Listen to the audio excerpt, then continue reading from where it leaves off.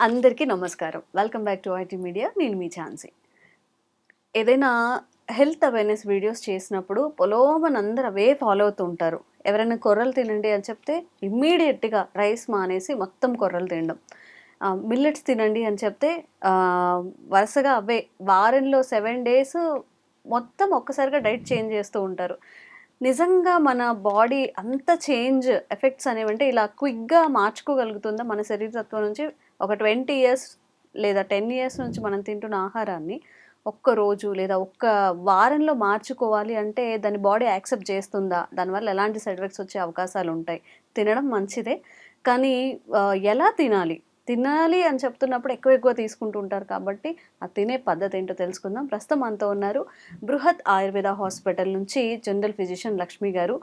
నమస్తే మ్యామ్. నమస్తే అమ్మ. మ్యామ్ బాగున్నారా? బాగున్నాను.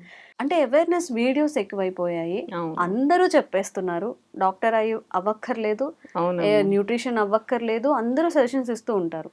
ఎవరికైనా ఒక వీడియో కనెక్ట్ అయిందంటే, అరే! మనం గూడా ఇలా చేసి వెయిట్ తగ్గచ్చేమో, అరే! మనం కూడా ఇలా చేసి హెల్త్ సెట్ చేసుకోవచ్చేమో అని చెప్పి అవి ఫాలో అవుతూ ఉంటారు. అవును. ఇప్పుడు ఈ మిల్లెట్స్‌కి మనం చేంజ్ అవ్వాలి అనుకున్నప్పుడు, అది మన రెగ్యులర్ డైట్‌లో ఎలా తీసుకుంటే మంచిది? సమ్ వీడియోస్‌లో చూసాను థైరాయిడ్ ఇష్యూస్ ఉన్న వాళ్ళు ఎక్కువగా మిల్లెట్స్ అనేవి తీసుకోకూడదు అని చెప్పి. ఇది అవునండి. ఎంతవరకు వాస్తవం? మంచి క్వెషన్ అండి. ఇప్పుడు ఎక్కడ ఓపెన్ చేసినా గానీ థైరాయిడ్ గురించి బాగా ఇష్యూస్ వస్తున్నాయి. అండ్ సాల్ట్ డిఫరెన్స్ వచ్చినప్పుడు థైరాయిడ్ ఇష్యూస్ వస్తున్నాయి. థైరాయిడ్ అనేది బాగా ఎక్కువైపోయింది ప్రస్తుతానికున్న సినారియోలో కూడా. హ్మ్. హ్మ్. అండ్ ఇంకొకటి ఎక్కడ చూసినా గానీ కొర్రలు. హ్మ్. కొర్రలు, సజ్జలు, ఆరికలు ఇవే తినండి. ఇవి తింటే చాలా మంచిది. అన్ని డిసీజెస్ తగ్గిపోతాయి. ఇవి 2 బాగా వింటున్న ఇష్యూస్ యాక్చువల్లీ. అవును. కానీ ఇవి రెండిటికి కూడా కనెక్షన్ ఉంది. హ్మ్. మనకేంటి అంటే వెయిట్ రిడక్షన్‌కి మనము చాలా కాజెస్ ఉంటాయండి. హ్మ్.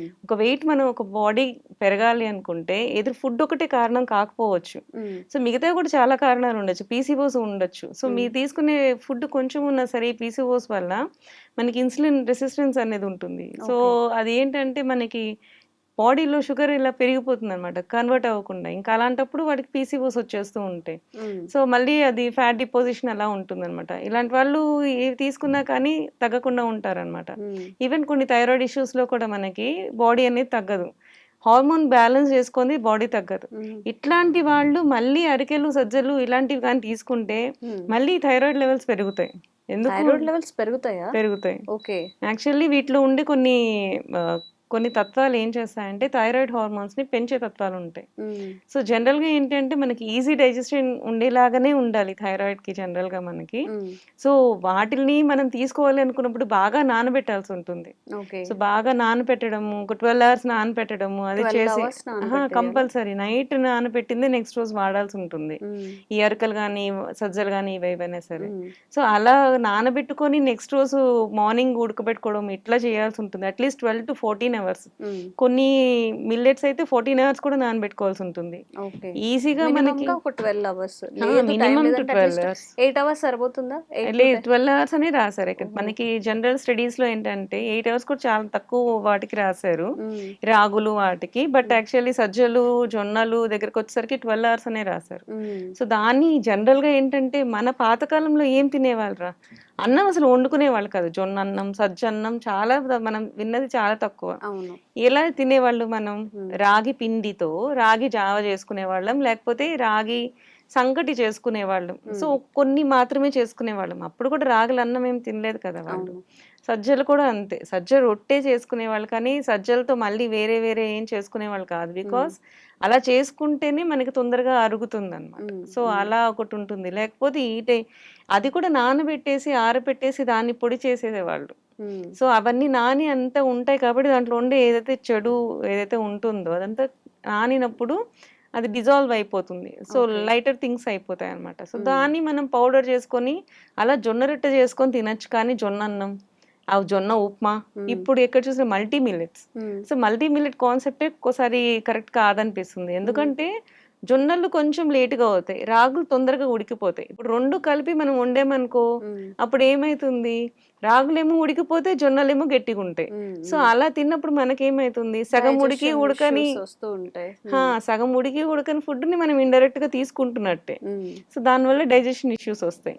సో ఏవైనా సరే ఒక ప్రాసెస్ మనం చెప్పినప్పుడు దాని ప్రకారమే మనం తీసుకోవాల్సి ఉంటుంది. అండ్ ప్రతి ఒక్కటి అవి అవి ఎవరికి అనేది కూడా ఒకటి చూసుకోవాలన్నమాట. కూర దూషం అంటారు ఆయుర్వేదంలో, కొర్రలు దూషాల కింద చెప్తారు, అవి తీసుకోకూడదని చెప్తారు. ఇవన్నీ కూడా కుధాన్యాలు అని అంటారు. కుధాన్యాలు, ధాన్యం అని యాక్చువల్ గా సూకధాన్యం అని అంటాం అనమాట. మనం ఏదైతే కార్బోహైడ్రేట్స్ ఉన్నాయో వాటిలన్నిటిని సూకధాన్యం అంటాం జనరల్ గా. అంటే మనకి రైస్ కానీ, వీట్ కానీ, రైస్ కానీ ఇవన్నీ కూడా సూకధాన్యాలు అనమాట. అంటే అవి గ్రాస్ వెరైటీస్ లో వచ్చి అవి సూకధాన్యం, అది మెయిన్ కార్బోహైడ్రేట్ సోర్స్ లాగా తీసుకుంటాం. సో వాటిల్లో మనకి కుధాన్యాలు అంటారు వీటిల్ని, అంటే లెజర్ క్వాలిటీ ఇవన్నీ కూడా. సో ఈ ఎవరు తీసుకోవాలి అంటే వాటికి పర్టికులర్ గా కొంతమందికి మాత్రమే చెప్తారు. ఏదైతే ప్రాబ్లమ్స్ ఉన్నాయో, లైక్ హై కొలెస్ట్రాల్ ప్రాబ్లమ్స్ ఉన్నాయో, లేకపోతే అట్లాంటి ఏమైనా హార్ట్ డిసీజ్ ప్రాబ్లమ్స్ ఉన్నాయో, లేకపోతే ఈ డైజెషన్ ఇష్యూస్ లేవు బట్ ఈ ఫ్యాటీ లివర్ ప్రాబ్లమ్స్ ఉన్నాయో, ఇట్లాంటి కొంతమందికి మాత్రమే ఈ కొర్రలు సజ్జలు ఇలాంటివి తీసుకుంటే మనకి ప్రాబ్లమ్స్ రావు అనమాట. సో అలాంటి వాళ్ళకి మాత్రమే చెప్తారు. మనం మనని తీసుకోవాల్సి వచ్చినప్పుడు కూడా ఎలా తీసుకోవాలో ఆయుర్వేదంలో ఏం చెప్తారంటే యూషం ప్రకారం అయి తీసుకోమంటారు. యూషం అంటే పౌడర్ చెయ్యి, సూప్ చెయ్యి, సూప్ లాగా మాత్రమే తీసుకోవాలి. అంటే 1 స్పూన్ ఆర్ 2 స్పూన్స్ ఆఫ్ పౌడర్లో అట్లీస్ట్ 12 వాటర్ వేసి మాత్రమే తాగాలి, యూజ్ చేయాలి. సో అట్లా మాత్రమే యూజ్ చేయాలని చెప్తారు. సో అప్పుడైనా సరే మీరు యూజ్ చేసేటప్పుడు ఏది మంచిది, ఏది ఎవరికి మంచిది అని చూసుకొని దాని ప్రకారం వాడుకోవాలన్నమాట. ఓకే, అంటే ఓన్లీ థైరాయిడ్ ఉన్న వాళ్ళు ఇలా తీసుకోవాలమ్మా?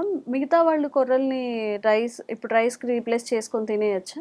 లేదండి, అంటే మీన్స్ థైరాయిడ్ వాళ్ళు ముందు జాగ్రత్తగా ఉండండి, అది అవాయిడ్ చేయండి.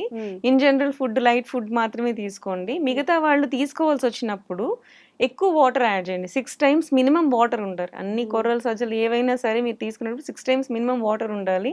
అండ్ దానికంటే మీరు సూప్ గా మాత్రమే వాటిని రీప్లేస్ చేసుకోండి, అన్నంగా కాకుండా. రాగి మాల్ట్ ఎలా చేసుకుంటున్నామో వీటిని కూడా పిండిగా చేసేసుకొని నైట్ నానబెట్టేసుకొని మీరు చెప్పినట్టు ఒక 12 hours or 8 hours, at least 12 hours అని చెప్పారు మీరు.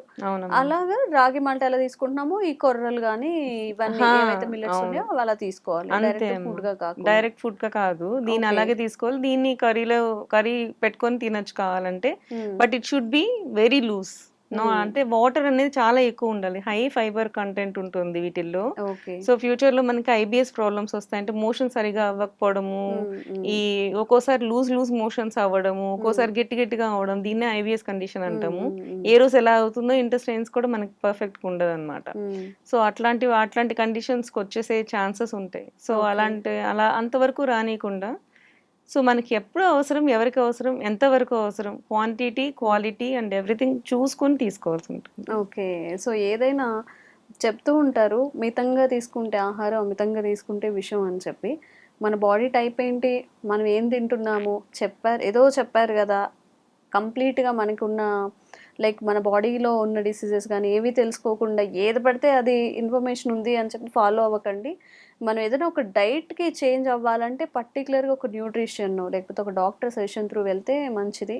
ఎందుకంటే థైరాయిడ్ పర్టికులర్గా ఇప్పుడు మనం థైరాయిడ్ గురించి మాట్లాడాం కాబట్టి, అసలే థైరాయిడ్ కోసం బరువు పెరుగుతూ ఉంటారు, పిల్స్ వేసుకుంటూ ఉంటారు. ఫుడ్ మనం తీసుకోవడంలో మనకి న్యూట్రిషన్ వాల్యూస్ పెరగాలి, కానీ దానివల్ల ఎఫెక్ట్ అయ్యే ఆ సినారియోస్ తెచ్చుకోకుండా ప్రాపర్ గైడెన్స్తో తింటే మంచిది. Thank you ma'am, thank you so much.